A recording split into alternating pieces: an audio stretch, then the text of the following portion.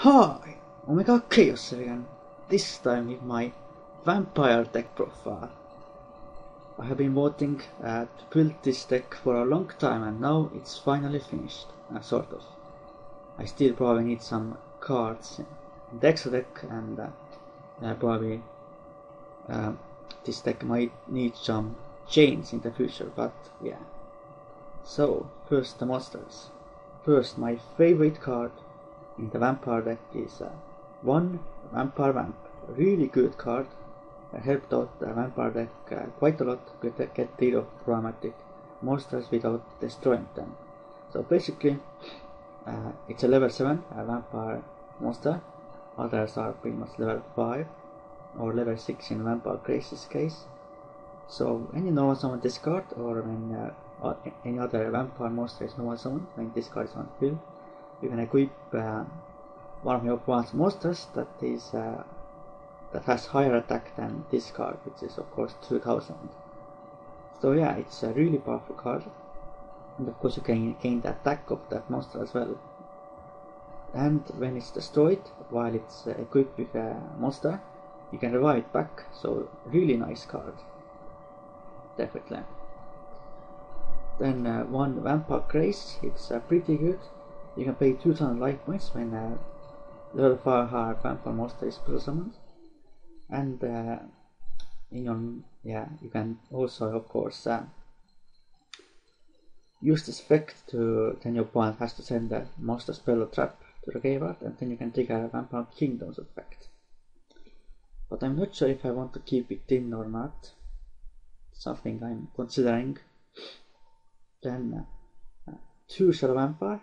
When it's normal summoned, you can get the Dark Vampire monster from your deck, but only that monster can attack that turn. So yeah, it's a really nice card, one of the key cards in the vampire deck. Then 2 Vampire Duke. When this card is normal summoned, you get a Dark Vampire from your graveyard in face of defense position. And when it's plus 1, you can also trigger Vampire Kingdoms effect by your opponent has to send a monster spell or trap to the graveyard. Also, I forgot to mention that with Vampire Duke and Shadow Vampire, you can only go into Dark Exceed monsters. Then 2 Vampire Lord, the original Vampire, is of course really nice. When it picks battle damage, you can get that same effect of like Vampire Grace and Vampire Duke. And when it's destroyed by your opponent's card effect, it comes back in your next standard phase, so it's pretty nice. And many don't run it in their vampire decks, but I think it's just still way too good. Then, pretty much the most important card in this deck is 3 Vampire Sorcerer. When it's destroyed by your opponent's card, you can search out any vampire card from your deck. And when it's in your graveyard, you can banish it, and then you can normal summon a vampire monster without tripling. So it's very nice. Then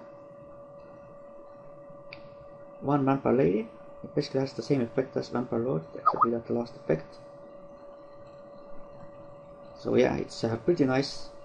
I think it's very underrated as well. You can just get Vampire Kingdoms effect off with this card. Then Primasuki, of course, the zombie deck, so revive your zombies from the graveyard, very nice. 2 Goblin Zombie, search out zombies, of course, like Shadow Vampire or Vampire Duke. And you can also take a Vampire Kingdoms effect, because when it picks battle damage, your opponent has to send the top card from the deck to the graveyard, so yeah, really nice. So 3 parameters, I don't think I have to explain this card, it's a very old card. It has been used in the past in a lot of zombie variants. And last monster in the main deck is Zombie Master, so yeah. Because I ran 2 of this card at first, but I don't think 2 is necessary. And of course, this deck doesn't use the extra deck that much, so you don't really have to go into rank 4s.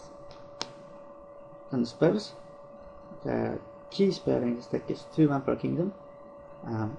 All zombie monsters gain 500 attack in the damage calculation only, and when a card is sent from the opponent's deck to the graveyard, its effect triggers, and then you send a dark vampire to the graveyard and you target one of their cards and destroy it, so really good. Or one of your own cards if your opponent doesn't have a card, so yeah, it's mandatory, so you have to be careful with this card. 2 soul exchange, because of course this deck runs a lot of high level monsters like Shadow Vampire and Vampire Duke, Vampire Lord, and Vampire Grace. So if you don't have access to Vampire Sorcerer, of course they are pretty much dead cards, so you need something to get triple for that, and this soul exchange is pretty good. You can also run Monarch Stormfall instead of it, but then you can't throw it into extra deck like rank 5s. I might still replace Soul Exchange with that card, but I'm not sure yet. Because that battle phase restriction on Soul Exchange doesn't really matter much anyway if you use Shadow Vampire, because you will be your only monster that can attack will be that monster that was summoned with Shadow Vampire, so yeah. Then one Foolish Prayer, send Vampire Sorcerer or Masuki to the graveyard, so really nice. Prayer from a different dimension. Put your Mesuki or Vampire Sorcerer back to the graveyard, so pretty nice. But I might take this card out because it's only really good in the late game, and since this deck is not very fast, this card is pretty dead in the early game. Then 2 Book of Life to revive zombies, so really good, and you'll banish one of your opponent's monsters. 2 Mystical Space Typhoon, of course. And finally 1 Dark Hole, but it should be Raigeki, of course. But like I said in my last deck profile, I don't have it. Or my last real life deck profile. Then Traps, Vampire Takeover. If you don't have Vampire Kingdom on the field, you can activate this when you only have zombies on the field, minimum 1. And then you activate the Vampire Kingdom from the deck, and then you can plus 1 Dark Vampire from the graveyard in face of defense, so pretty good card. Then Solomonic, of course.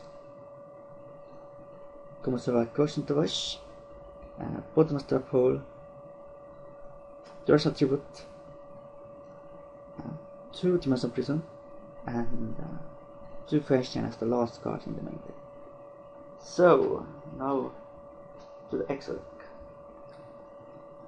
So this extra deck still needs some changing, but we still need either a second Vampire Brand or others. So yeah, so of course Crimson Knight Vampire Brand, which occurs 2 level 5 zombie monsters that season into it. So it's really good. You can revive your opponent's monster to your side of the field. When it's destroyed, it comes back in face of defense in your standard phase, or in next standard phase, I mean. Then others, Keeper of Armageddon, destroy face of cards, and it's a dark Eclipse monster. Next is someone into with Shadow Vampire or Vampire Duke. And Shard Fortress, which of course it's dark rank 5 Eclipse monster. And the rank 4s, of course, pretty much. I'm putting a Utopia, 2 of them. Yeah, it's just because it's too good, not too strong. Number 1 of Inranga 0, good against certain decks. Number 1 was Arc, of course. Number 50 Black Corn. Number 8 Eruption in Berserk. Gem of Pearl. Carbon Transmuting Knight. Photon Protective. Diamond Direwolf and Cowboys. So I pretty much put in every rank 4 I have pretty much that is viable somewhat. So this was my real life Vampire deck profile. It's a very underrated deck and it's really fun to play, but of course it's a very slow deck, unfortunately. It can have some consistency issues sometimes, but yeah. So I hope you enjoyed this Vampire deck profile. For now, goodbye and Oma Khaos.